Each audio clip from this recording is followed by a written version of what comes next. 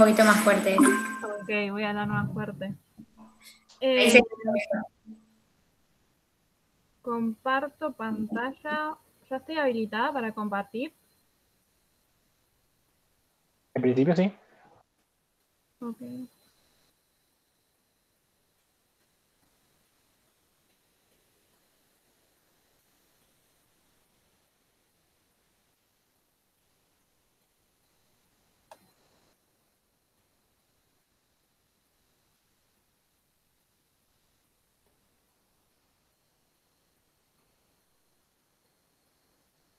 ¿Se ve? Sí, sí, se ve perfecto. Genial.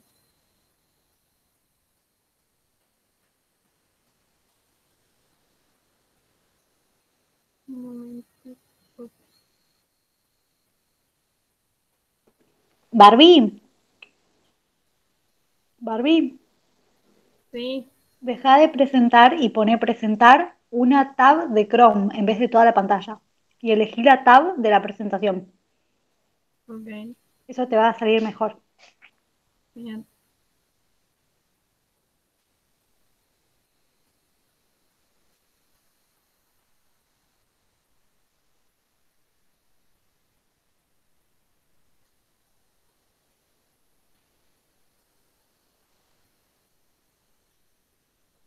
Ahí se ve. Sí, ahora se ve Ya bien. se ve. Poné para presentar nomás. Perdón por los inconvenientes. Bueno, la idea de hoy es que podamos hacer un repaso de las revoluciones. Y para eso vamos a ver las revoluciones alrededor del mundo, algunas específicas. Vamos a ver la de Estados Unidos, Francia, Alemania y Rusia. ¿Y para qué vamos a ver estas revoluciones y cuál es la importancia que tienen para nosotros hoy? La idea es que podamos identificarnos, podamos encontrarnos nosotros dentro de esas revoluciones porque hablan de nuestra historia. Entonces la idea es responder la pregunta en dónde nosotros nos encontramos hoy. Y antes de hablar de las revoluciones, me gustaría que hablemos del concepto de mitad de camino. ¿A qué me refiero con esto y de dónde lo sacamos? Esto lo sacamos de Mateo 25, de la parábola de las 10 vírgenes. Y mitad de camino también lo podemos llamar medianoche. Entonces, en la parábola de las 10 vírgenes tenemos la tardanza del novio, después tenemos en medianoche, que también sería mitad de camino, tenemos el clamor, el grito de que el novio está cerca, y después tenemos el cierre de la puerta.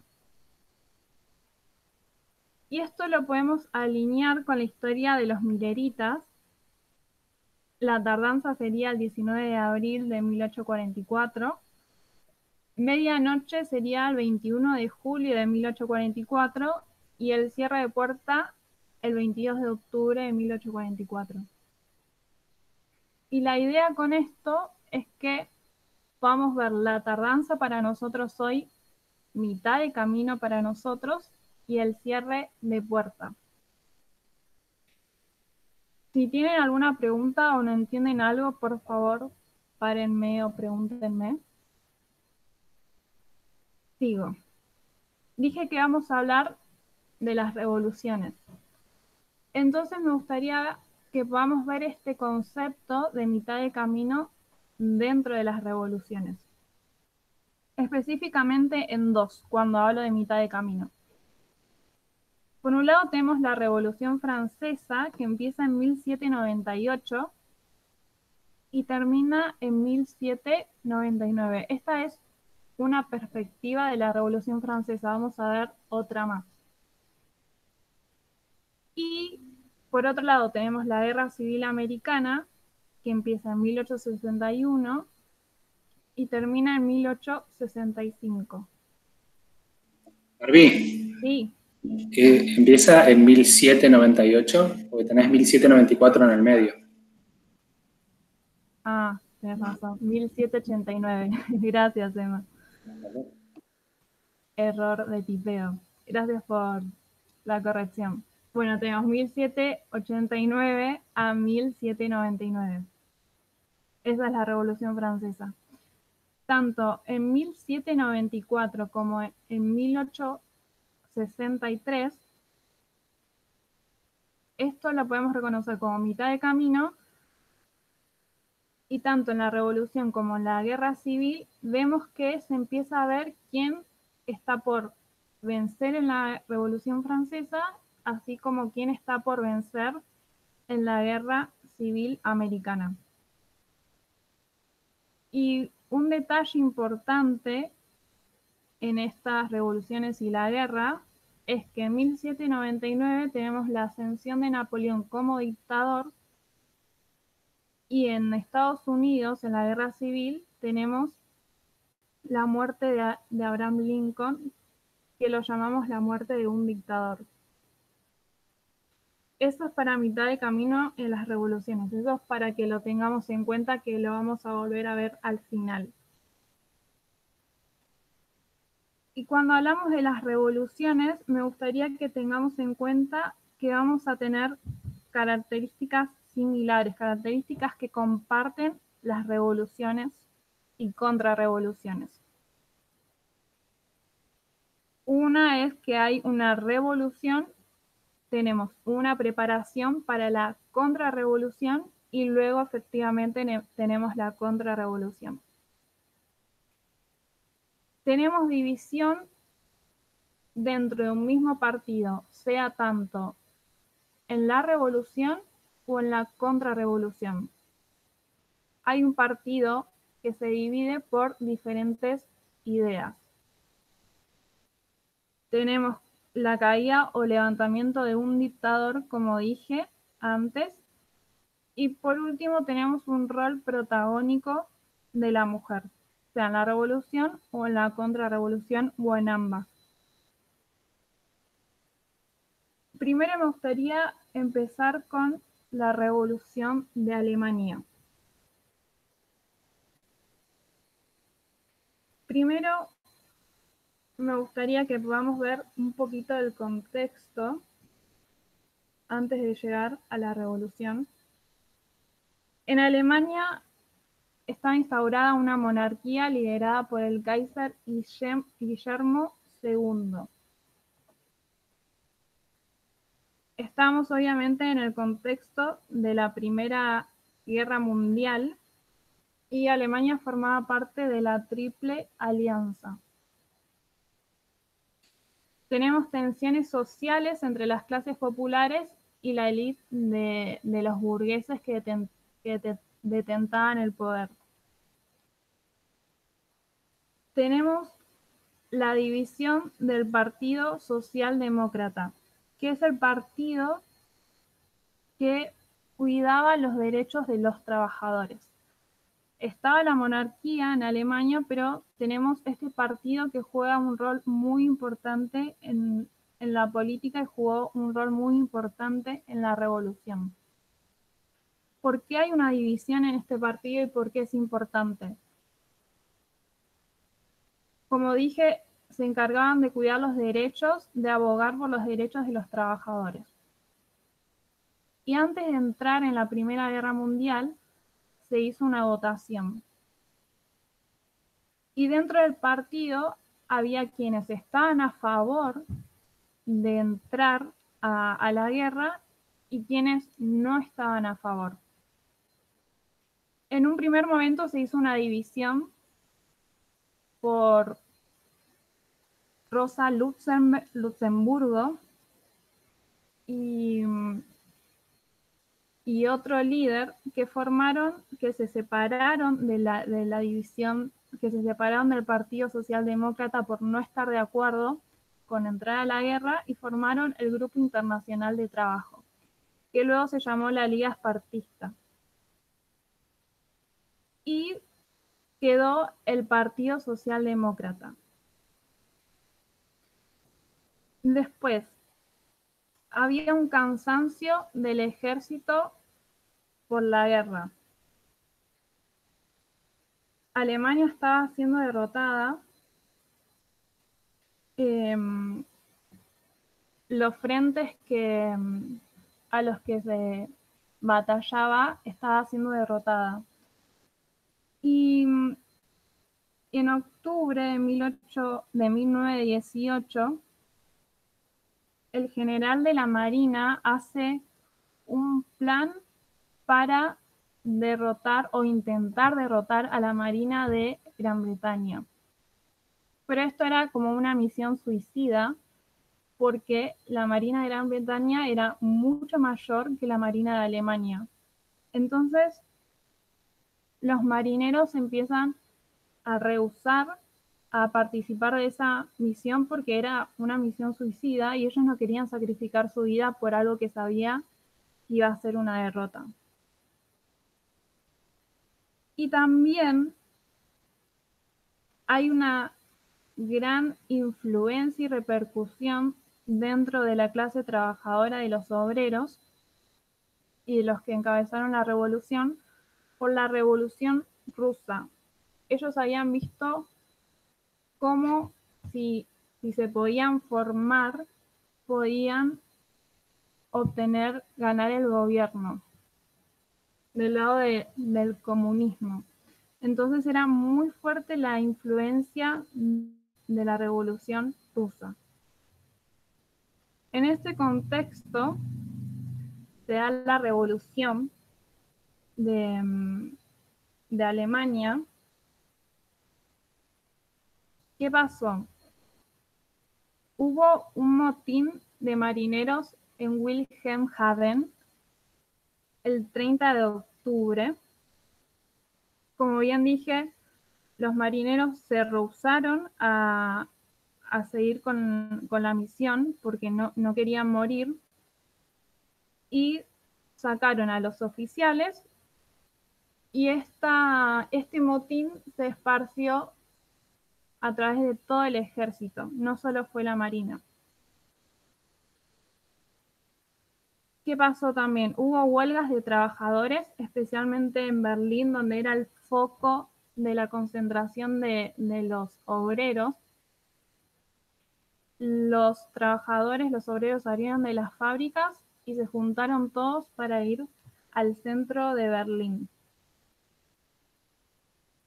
Uy, me fui al principio, sorry.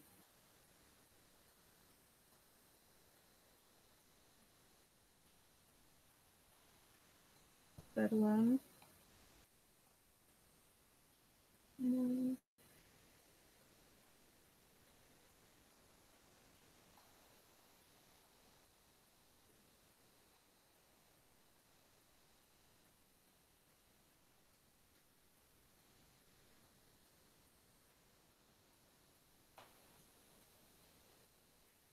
Perdón, sigo. Tenemos el motín, las huelgas, y esto lleva a la abdicación del Kaiser Guillermo II el 9 de noviembre de 1918. Y esto lo vemos como la caída del dictador, porque él era un dictador. Después de la abdicación, se da la declaración de dos tipos de repúblicas. Por un lado, el Partido Socialdemócrata, que estaba a favor de que Alemania participe en la guerra, declara la república. Pero ellos no querían sacar a la élite burguesa del gobierno. Por otro lado, el Partido Socialdemócrata Independiente, que hablé de la división que había habido, ellos estaban en contra de que Alemania participe en la guerra. Ellos declararon la República Comunista Libre de Alemania. Entonces, en el gobierno tenemos dos poderes que se están peleando por gobernar. pero quien tenía mayor poder era el Partido Socialdemócrata. A raíz de esto se ponen de acuerdo entre estos dos partidos y forman los consejos de obreros. Luego de que forman los consejos, se ponen de acuerdo para realizar elecciones presidenciales. Y quien gana fue Friedrich Ebert, que era líder del Partido Socialdemócrata. Y era quien más tenía la idea o el ideal de continuar con la élite burguesa. Él no quería que los revolucionarios impongan sus ideas dentro del gobierno. Y fue la gran pelea que hubo en ese momento. Luego tenemos otra división dentro del partido, y esta división, el Partido Comunista Alemán, fue quien llevó a cabo la contrarrevolución. Y como líder tuvo a Rosa Luxemburgo. Entonces, tenemos el 30 de octubre de 1918, empieza la revolución con el motín de los marineros y termina el 9 de noviembre de 1918 con la abdicación del Kaiser Guillermo II. Ahora se preparan para una contrarrevolución. ¿Qué hacen? Los cabecillas de la revolución, los que estaban en contra de la guerra, se enfrentan al Partido Demócrata. El Partido Demócrata, liderado por Ebert, que era el presidente de la República, organiza un ataque contra los obreros, contra los diputados de los obreros y los soldados. ¿Por qué hizo esto? Porque a pesar de que él era el presidente, todavía había una dualidad de poder. Entonces él quería socavar este consejo a los diputados, tomar el poder para poder gobernar de la forma que él quería. En Navidad, el 23 de diciembre de 1918, la división de marineros que había empezado la revolución toman la Cancillería,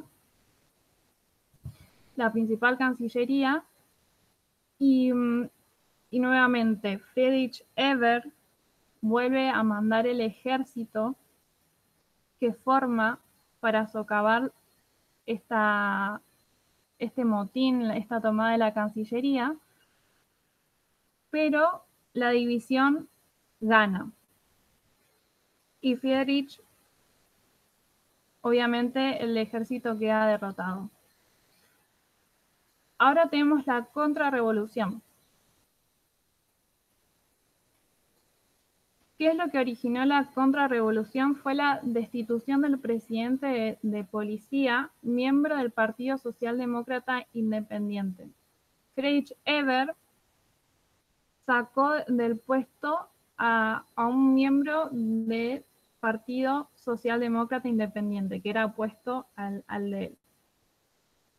Entonces se produce el levantamiento espartaquista.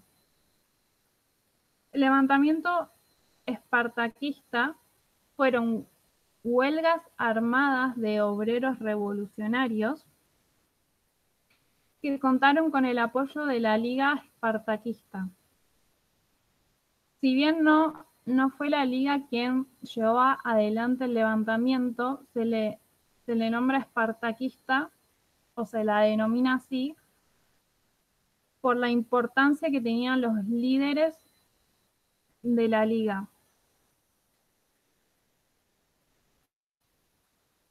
Este levantamiento fue derrotado por el ejército de Friedrich Ebert y ¿qué pasó? Los obreros no estaban bien preparados, era débil la organización que tenían. y Rosa Luxemburgo, que fue una mujer que tuvo una importante injerencia primero en la revolución y ahora en la contrarrevolución, fue una de las que encabezó la contrarrevolución. Ella no estaba de acuerdo con que se haga la contrarrevolución en ese momento porque decía que no tenían la misma organización que en su momento había tenido el partido bolchevique en Rusia para poder ganar el ejército de Friedrich Ebert. Pero sin embargo dijo que iba a apoyar la revolución y eso fue lo que hizo. Fue la que defendió los derechos de los trabajadores y hasta el día de hoy se sigue conmemorando la muerte de ella porque cuando perdieron en el levantamiento espartaquista, tanto ella como el otro líder fueron asesinados. Y hasta el día de hoy se siguen haciendo marchas en Alemania en conmemoración de su muerte. Entonces, bueno, por último, esta contrarrevolución fue socavada, la última contrarrevolución fue socavada en mayo de 1922. Entonces, ahora tenemos la línea completa. La revolución va del 30 de octubre de 1918 al 9 de noviembre de 1918, cuando abdica el Kaiser Guillermo, que tenemos la caída del dictador. Luego tenemos la preparación para la contrarrevolución. La contrarrevolución empieza el 5 de enero de 1919 con el levantamiento espartaquista y termina en mayo de 1919. Ahora pasemos a la revolución de Rusia. Por ahora vamos bien. Sí, vamos bien. Genial, gracias. Bien. Bueno, contexto. Tenemos el régimen zarista liderado por el zar Nicolás II. También estamos en el contexto de la Primera Guerra Mundial, pero en este caso Rusia está del lado de la Triple Entente. Hay problemas en la producción por causa de la guerra. La mayor parte de los obreros obviamente se fueron a luchar en la guerra, había escasez de materiales y esto enfurecía mucho a los obreros. Ellos también se quejaban por las jornadas laborales que eran muy extensas al ver poco personal, entonces recargaban en unos pocos la cantidad de trabajo. Había conflictos dentro del ejército, también porque los oficiales no estaban capacitados y muchas veces le daban municiones incorrectas de las armas que estaban usando. Entonces, esto hartó a los soldados. Y esto también es importante. Rusia no usaba el calendario gregoriano, sino que se regía por el calendario juliano. Entonces, en este contexto se da la revolución. La revolución empieza con la manifestación de mujeres el 8 de marzo de 1917 en la capital de Petrogrado. Las mujeres eran una de las que tenían mayor cantidad de horas de trabajo. Ellas no podían pelear por el importe de su salario, ellas tenían que aceptar lo que se les pagaba. Y además ellas estaban siendo el sustento de las familias porque los esposos estaban en la guerra. Y había desabastecimiento de alimentos.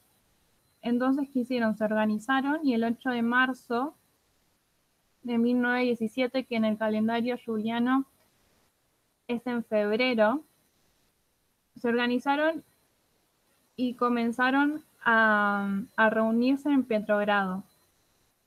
A esta manifestación se le sumaron la huelga de los obreros.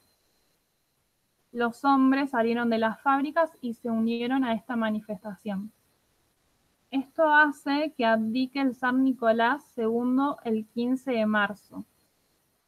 Cuando abdica, se forma un gobierno provisional y este gobierno tenía el mismo problema que había en Alemania. Había una dualidad de poderes.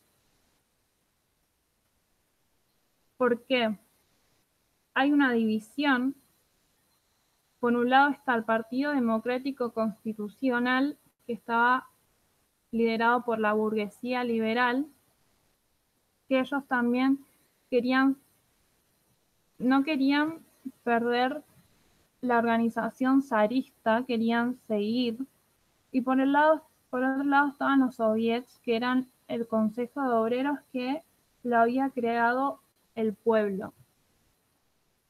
Y dentro de los soviets estaba el partido bolchevique. Cuando ocurrió la guerra, los primeros meses, había exiliados políticos. Una vez que entra este gobierno provisional, deja volver a los exiliados y uno de los que vuelve fue Lenin, que Lenin es el líder del partido bolchevique. Y Lenin estaba totalmente en desacuerdo de esta dualidad de poderes y él quería que se declarara la República, que hasta en ese momento no se había declarado la República de Rusia, y quería que el Consejo de Obreros tome el poder y tomen la industria, se hagan cargo de la industria, y también se le devuelva la propiedad a los campesinos. El Partido Demócrata, que era quien estaba al poder, no aceptó esto y ahí comenzaron las fricciones. Entonces, ¿qué pasa? Lenin comienza a organizarse con Trotsky y forman el Comité Revolucionario. ¿Para qué? Para tomar el poder. Lenin toma el poder el 7 y 8 de noviembre. El golpe de Estado se hizo el 7 y 8 de noviembre. Pero me gustaría marcar que Lenin adquirió el poder de dictador, el perfil de dictador, el 9 de noviembre. ¿Por qué? El 9 de noviembre saca un decreto sobre la prensa y voy a leer algunas frases que dice. Como el gobernador del pueblo, Lenin, la prensa es un arma que es controlada por los millonarios para manipular al pueblo, envenenar al pueblo con noticias falsas. No pueden creerles. Esta prensa es una arma poderosa en contra de los trabajadores y el pueblo común. La prensa debería ser libre, pero en este momento no le vamos a dar a nuestros enemigos globalistas armas de guerra. Y esta prensa es nuestro mayor enemigo. La prensa da noticias falsas.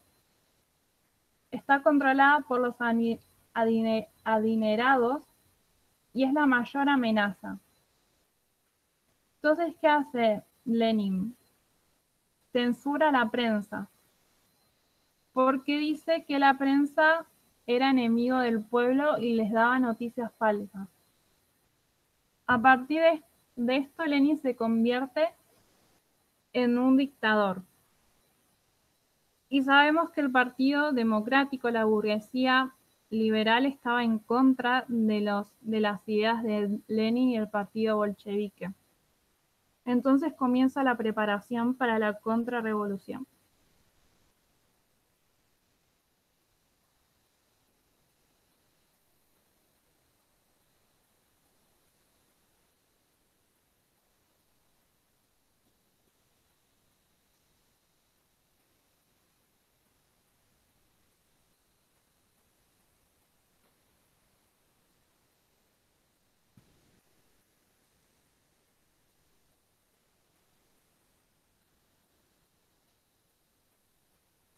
¿Se me escucha? No, Recién no, ahora sí. Genial. ¿En dónde se quedaron? Ahí se escuchó todo. Cuando cambiaste no se te escuchó nada más. Tus últimas palabras que se escucharon fueron ascensión de Lenin como dictador. Ok, y lo que dijo sobre la prensa, ¿eso se escuchó? sí, cuando Bien. pasó de diapositiva ahí se dejó de escuchar. Ok, gracias. Entonces, tenemos la revolución que comienza el 8 de marzo de 1917 y termina el 9 de noviembre con la ascensión de Lenin como dictador. Comienza la preparación. Se levanta el ejército blanco. ¿Quiénes componían el ejército blanco? La burguesía conservadora, los que estaban a favor de la monarquía y también aquellas personas que estaban relacionadas con la Iglesia Ortodoxa rusa. ¿Qué hacen? Se comienzan a organizar para la contrarrevolución, para sacar a Lenin del poder. También hay rebeliones de los campesinos porque no estaban de acuerdo con las políticas que Lenin estaba haciendo. Lenin les había prometido que iban a ser propietarios de las tierras, pero eso no había ocurrido. Entonces se cansan y comienzan a organizar rebeliones. Luego tenemos la contrarrevolución. Este periodo de contrarrevolución se conoce como el terror blanco. ¿Por qué? Porque fue una violencia de masas y de atrocidades que fue llevada a cabo por el ejército blanco, con ayuda de ejércitos extranjeros también. Se dedicaron a asesinar a quienes estaban a favor del partido bolchevique, los perseguían, y no solo era el partido bolchevique, ellos también eran antisemitas, eran nacionalistas, por lo que también la matanza se dirigió a judíos, se dirigieron a campesinos, a pobres, a personas pobres, y fue una gran matanza. El ejército rojo, que era el partido bolchevique con Lenin a la cabeza, se enfrenta al ejército blanco. El ejército rojo, estaba mucho mejor organizado militarmente y además tenían en su poder la capital de Petrogrado y también tenían a Moscú. El ejército blanco es derrotado y Lenin y el partido bolchevique ganan. Las operaciones militares terminaron el 22 de octubre de 1922, cuando el ejército rojo ocupó Vladivostok, que es una ciudad donde estaba la sede del gobierno provincial. Cuando ocupan ese territorio, termina la contrarrevolución. Y es interesante los cambios que fueron impulsados por las mujeres, tanto en la revolución, que fueron quienes empezaron la revolución, como también en la contrarrevolución. Específicamente, dentro del partido bolchevique, una mujer que se llama Alexandra Kollontai, no sé si lo estoy pronunciando bien, fue una de las que llevó importantes medidas para mejorar el estatus de las mujeres. Una de las medidas fue que negoció el derecho de las mujeres a las jornadas de 8 horas, negoció el importe de los salarios, que las mujeres pudieran negociar el importe de los salarios, negoció también la preservación del empleo de las mujeres en caso de embarazo, porque si las mujeres quedaban embarazadas perdían el empleo. Y también aseguró que cuidados a los hijos de las mujeres durante las horas de trabajo. Y también una de las cosas más importantes que hizo fue que se dieron derechos políticos idénticos iguales que a los hombres. O sea, las mujeres tenían los mismos derechos que los hombres. Eso por el lado de Rusia. Entonces tenemos la revolución el 8 de marzo de 1917 al 27 de octubre de 1917. 27 de octubre es por el calendario juliano, pero si vamos al calendario gregoriano es el 9 de noviembre, que es la ascensión de Lenin como dictador. En 1918 tenemos el levantamiento del Ejército Blanco, que empieza la contrarrevolución y termina en 1922, cuando el Ejército Rojo ocupa Vladivostok. Ahora nos vamos a Francia. Estoy dando como a grandes rasgos las revoluciones y contrarrevoluciones porque es un montón de información. Yo tengo un archivo que armé que después lo puedo subir al grupo por si quieren más detalles. Francia, contexto de Francia. Capaz esta revolución es la que tenemos más conocimiento. Empieza por, el contexto es descontento popular.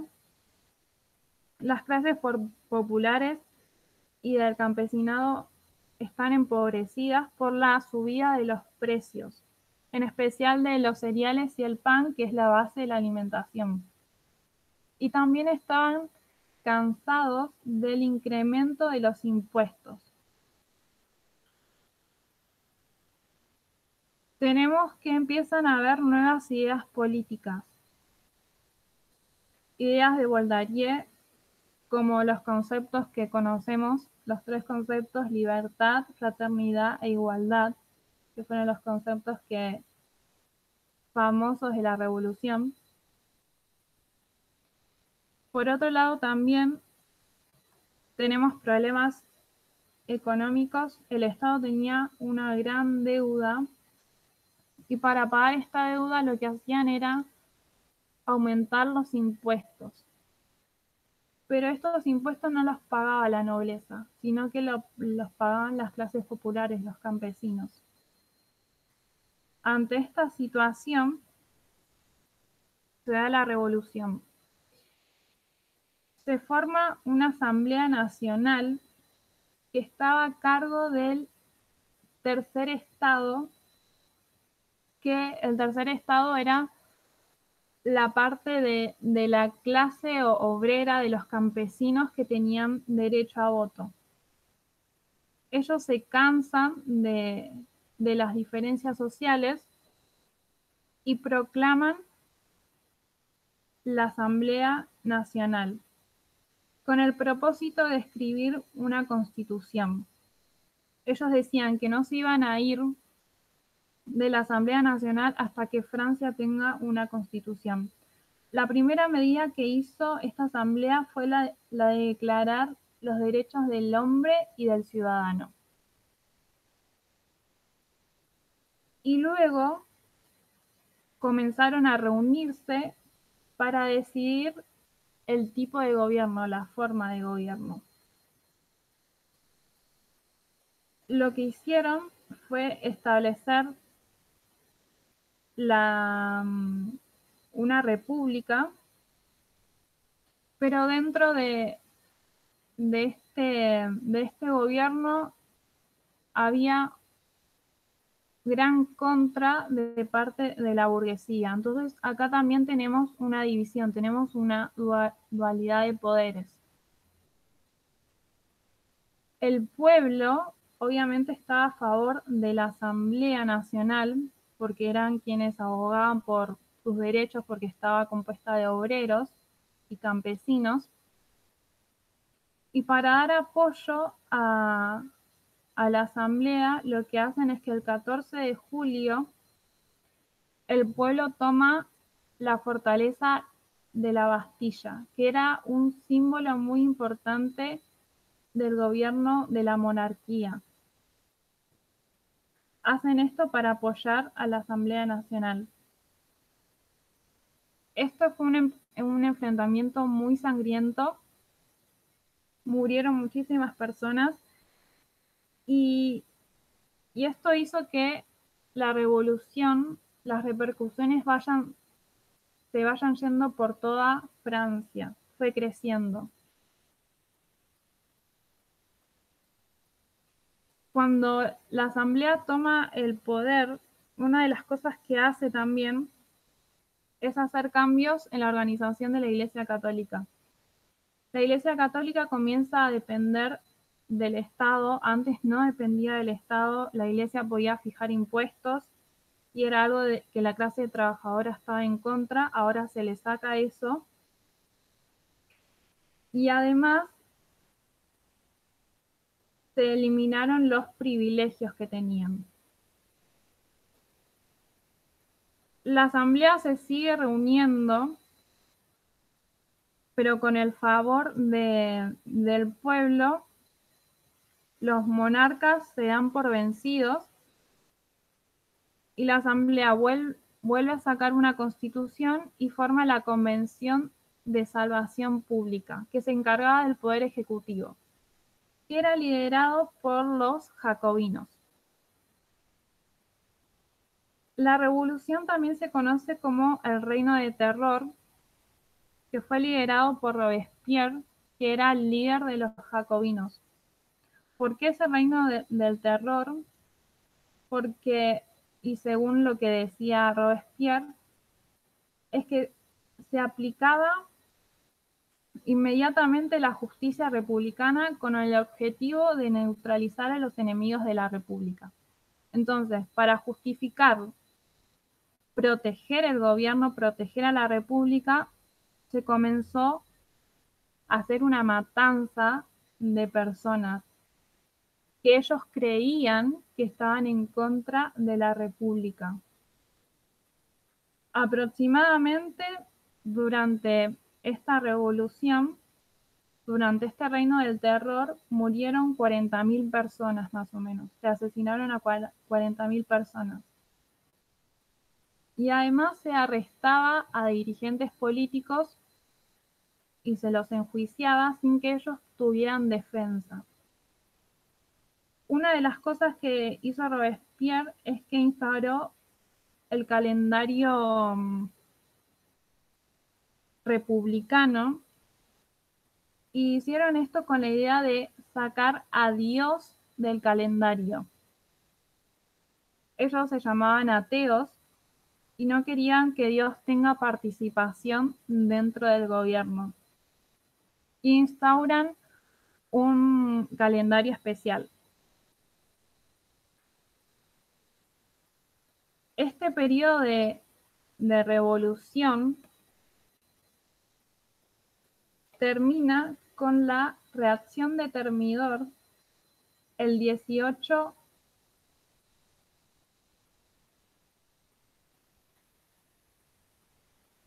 Barbie,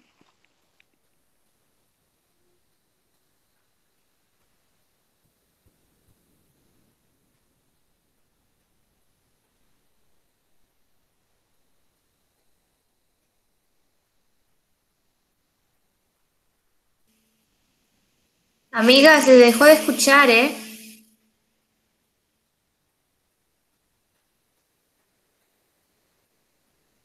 Creo que se le colgó el internet. ok, pensé que yo era la única, y no, porque a veces me falla el internet y no quería interrumpir si no era. Ahora cuando vuelva le comentamos.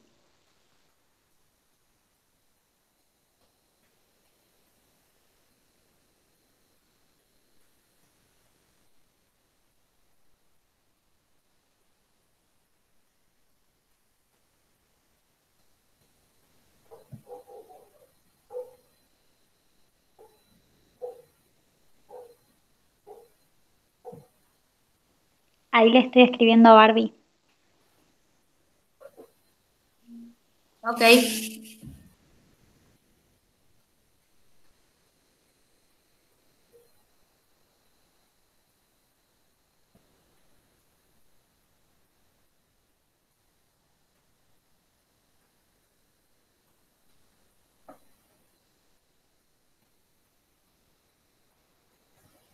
Hola, ¿me escuchan?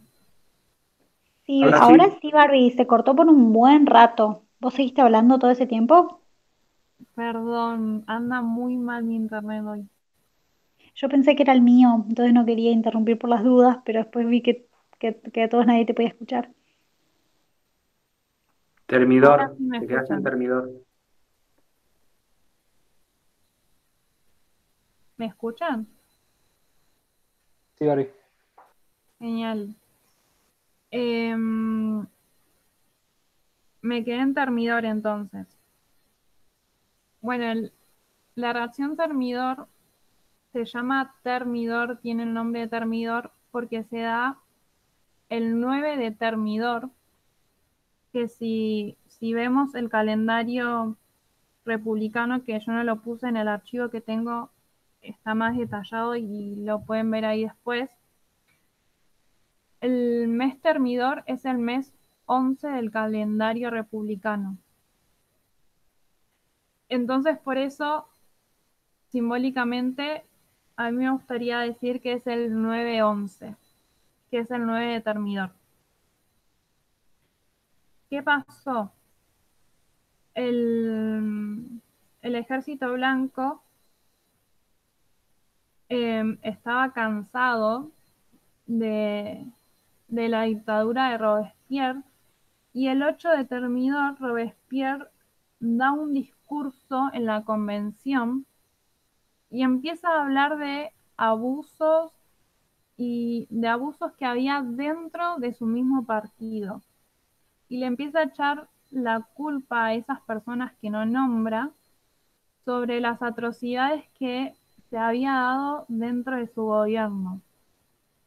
Entonces las personas del partido, dentro del partido, se asustan y tienen miedo de que Robespierre dé los nombres de esas personas. El 9 de Termidor, uno de los colaboradores de Robespierre, va a la convención para hablar con los otros miembros, pero los miembros, al tener temor de que se los acusara de las atrocidades que habían hecho, de las matanzas, le impiden que siga hablando. Y lo que hacen es detener al colaborador y a Robespierre lo acusan de dictador, el 9 de Termidor. Y luego lo que hacen es los encarcelan y el 10 de Termidor, que es el 10-11, lo matan a Robespierre. Entonces, en 1798 empieza la Revolución Francesa y termina el 9 de Termidor. ¿Barbie? En la diapositiva anterior decía 1798 es 1789. ¿Cómo? Que en la diapositiva anterior decía 1798, pero es 1789. 1789, sí, arrastré el error por todas las diapositivas. Gracias. Esa es la aclaración. Luego de la revolución tenemos la preparación para la contrarrevolución. En la nueva organización, una vez que sacan del poder y matan a Robespierre, se organizan los miembros que estaban en contra de Robespierre y proponen que se reforme absolutamente la convención. Querían que se renueven los miembros. Y es lo que hacen. Esto lo hicieron para la contrarrevolución. Pusieron miembros que llevaran a cabo el terror blanco. El terror blanco se refiere nuevamente a una matanza que organizaron los que estaban en contra de Robespierre para matar a las personas que estaban a favor de Robespierre.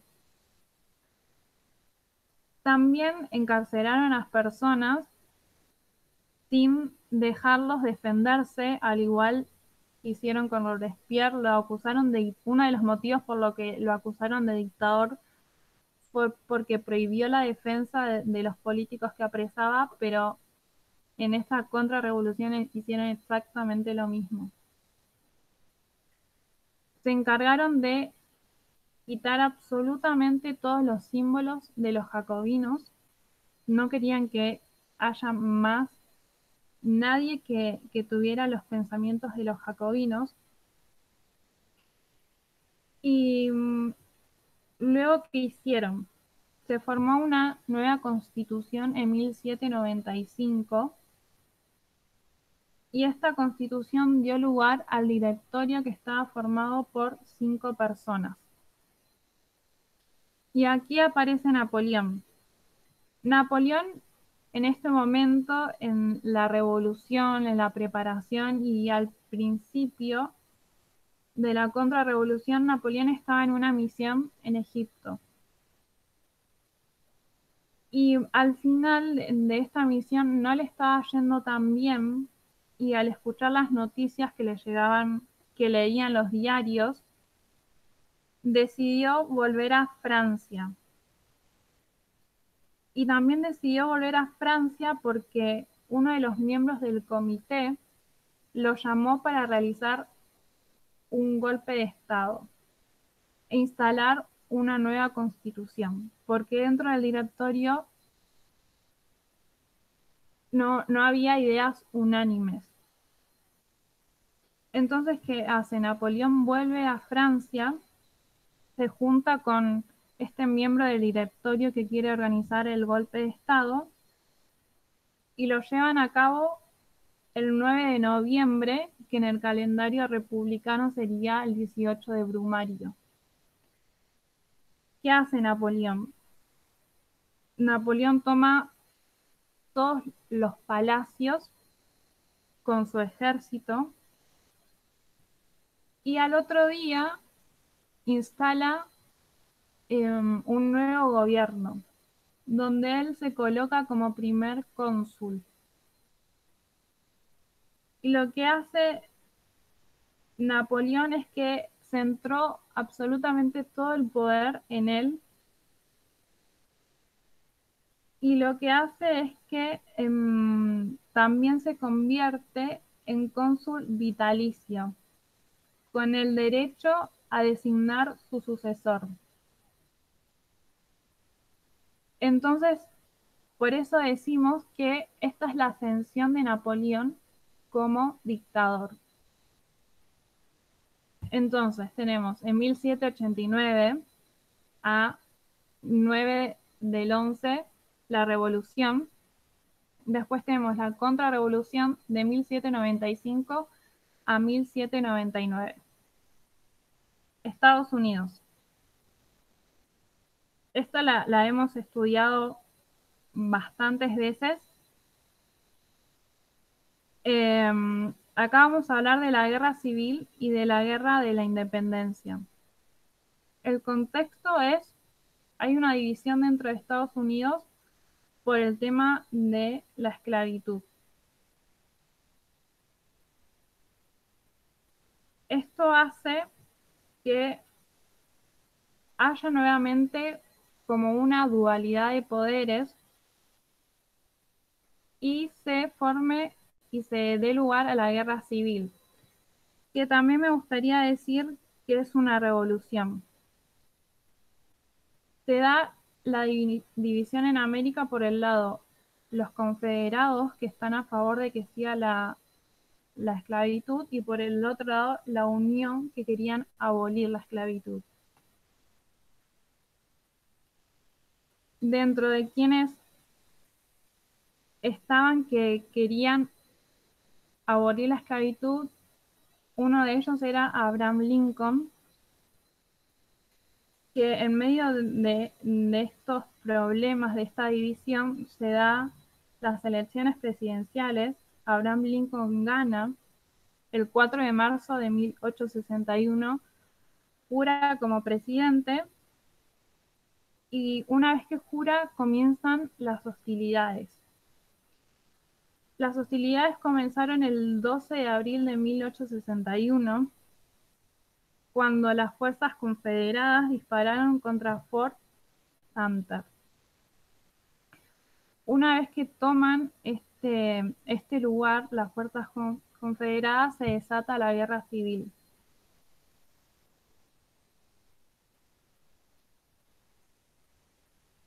Uno de los hitos importantes de la guerra civil es que en 1863 Abraham Lincoln proclama, saca la proclamación de emancipación para los esclavos.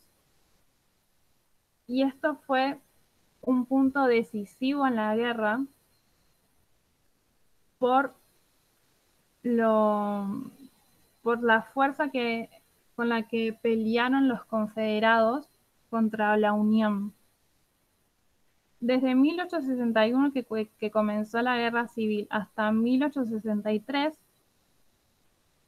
las batallas no estaban por un lado, que estaba ganando más el norte, que eran la Unión, o el sur, que eran los Estados Confederados.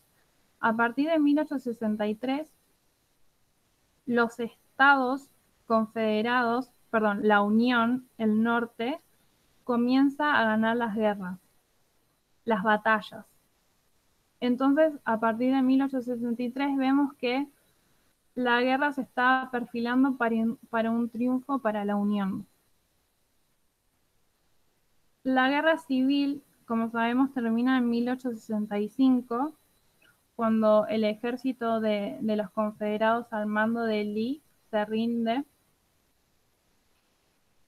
Y en 1865 asesinan a Abraham Lincoln. Y cuando hablamos de la muerte de Abraham Lincoln, hablamos de la muerte de un dictador.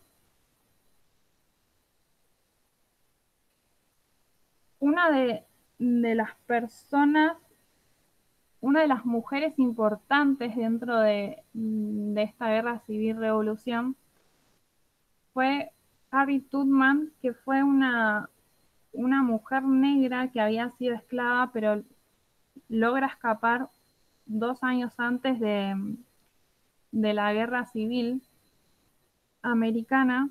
Y el papel importante de ella fue que ella ayudó a esclavos a liberarse, y dentro de la guerra civil fue la primera mujer que dirigió un asalto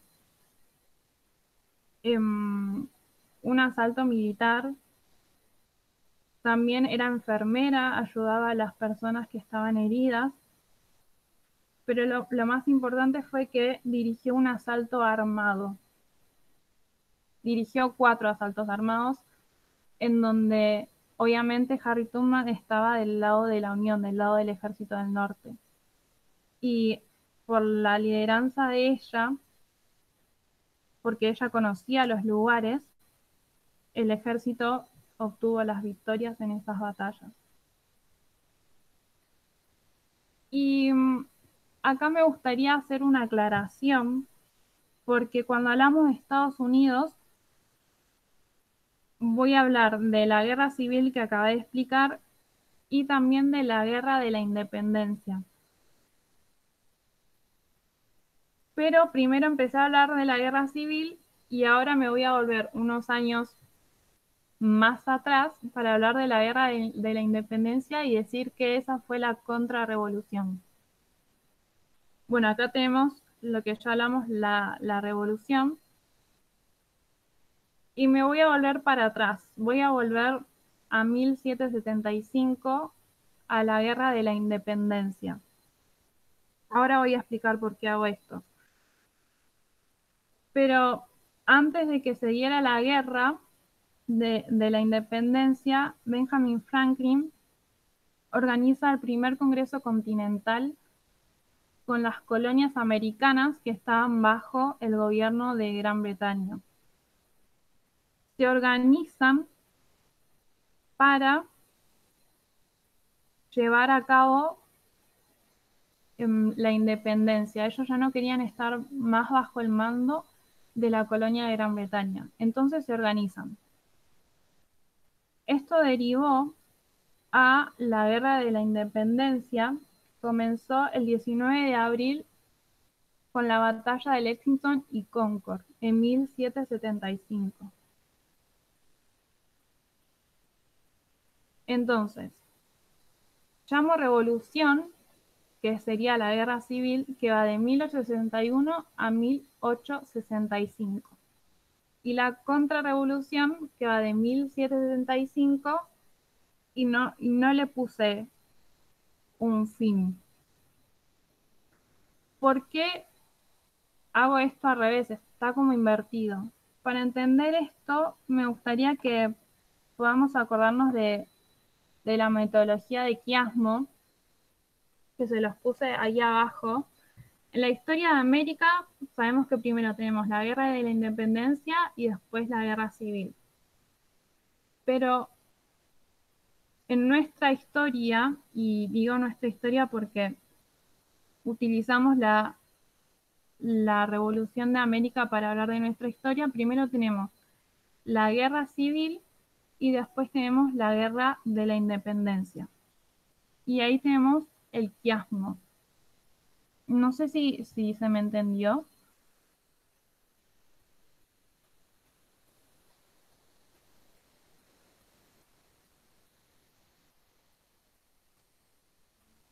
Sí, Barbie. ¿Se entendió? Una consulta. ¿Al final de nuestra historia es la guerra de la independencia? ¿Eso? ¿De nuestro tiempo? Perdón. En nuestro tiempo primero tenemos la guerra civil como revolución y después la guerra de la independencia como contrarrevolución. No sé si contesté tu pregunta. Pero la guerra de la independencia, ¿a qué está asociado en nuestro tiempo? Perdón, eso es lo que quería saber. Exacto.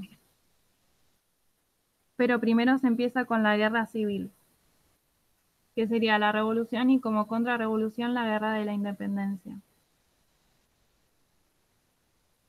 Ah, sí, ok. Entonces, para terminar,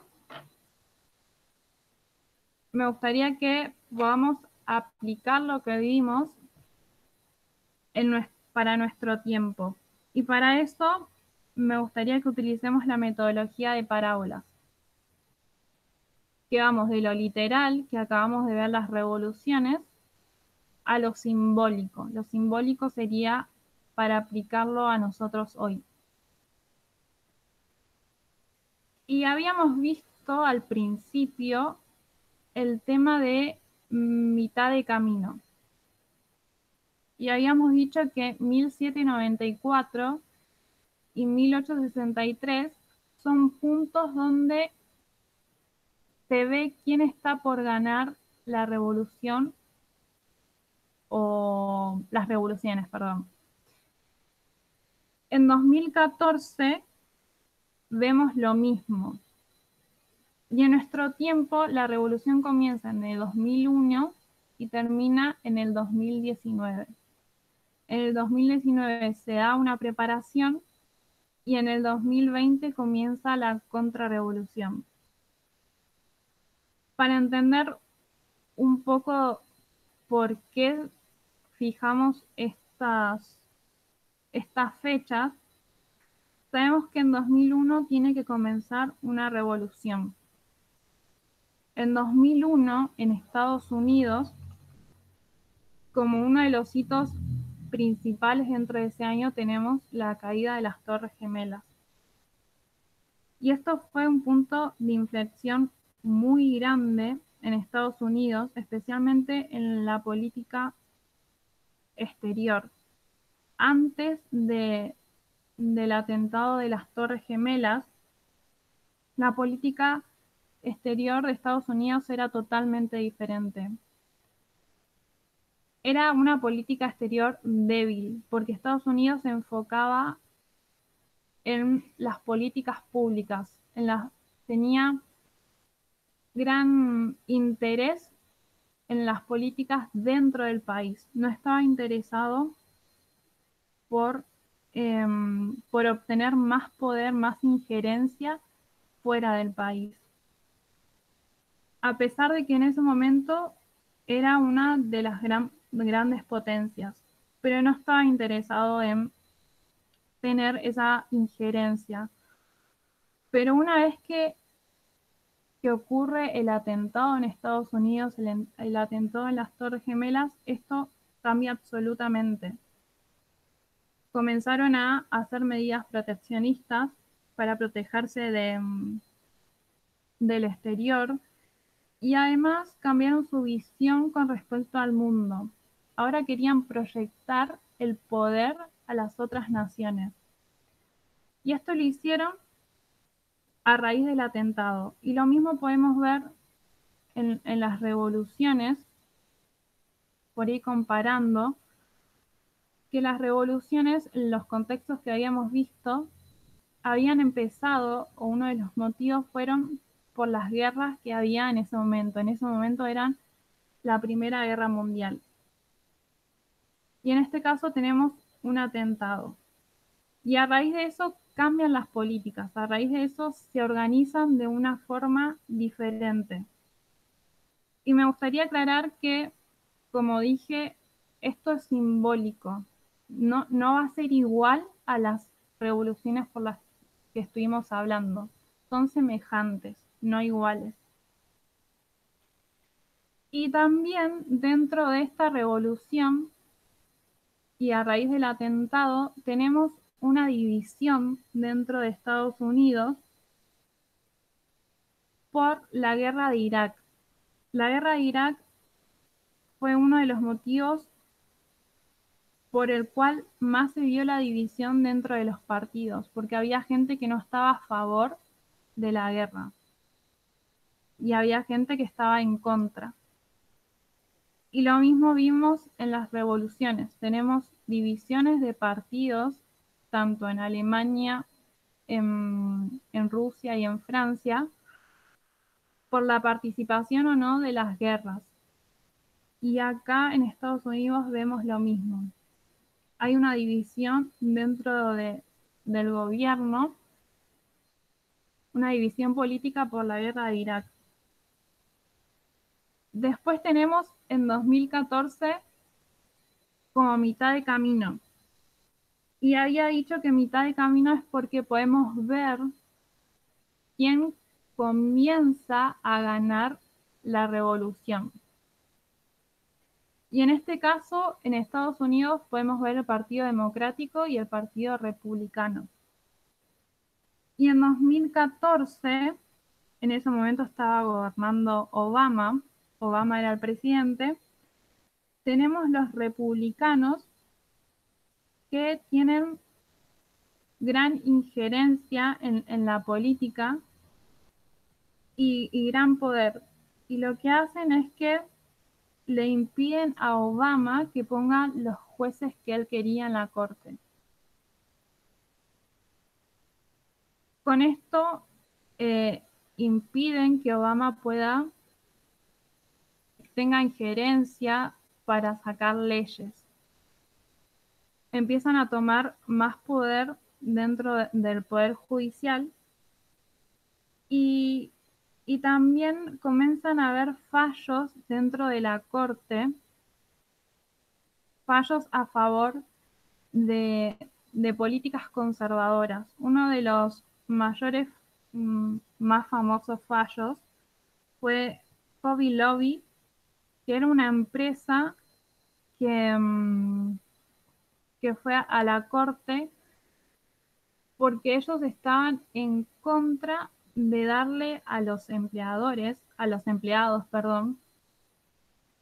el control de natalidad. Cuando me refiero a esto, era que ellos le estaban negando a sus empleados que puedan acceder a métodos anticonceptivos, justificándose por sus creencias religiosas. Entonces fue un caso que se dio contra los empleados de Hobby Lobby contra los empleadores. Los empleadores argumentaban que no les daban este derecho a los empleados por sus creencias religiosas. Este fallo falla a favor de los empleadores, diciendo que estaban respetando la libertad religiosa de los empleadores. Y esto lo hicieron basándose en una mirada conservadora, que sabemos que es la mirada que tienen los republicanos. Entonces podemos ver que los republicanos comienzan a ganar la revolución. Y en 2019 tenemos la ascensión de un dictador, que en este caso sería Trump. En 2016 sabemos que ganó Trump las elecciones presidenciales de Estados Unidos, el Partido Republicano. En 2019 lo vemos a Trump como dictador, y al tener la ascensión de un dictador, sabemos que eso marca el fin de la revolución. Después de la revolución habíamos visto que teníamos la preparación para la contrarrevolución, y acá me gustaría que volvamos a la guerra de la independencia de Estados Unidos, y habíamos dicho que comenzó el 19 de abril con la batalla de Lexington y Concord. Y para hablar de la contrarrevolución que comienza en el 2020, es importante que podamos recordar esta simbología de Concord, porque sabemos que no es algo literal. Entonces nosotros en este momento estamos en el periodo de la contrarrevolución y deberíamos encontrar los símbolos que nos dirigen a esta contrarrevolución y hacer lo mismo que hicimos con la revolución que comenzó en el 2001 al 2019, para que podamos reconocer dónde nosotros nos encontramos hoy. Eso era lo que les quería compartir. No sé si tienen alguna duda o algo. Se cortó la última parte, amiga. Si podrías retomar. ¿Hasta dónde se escuchó?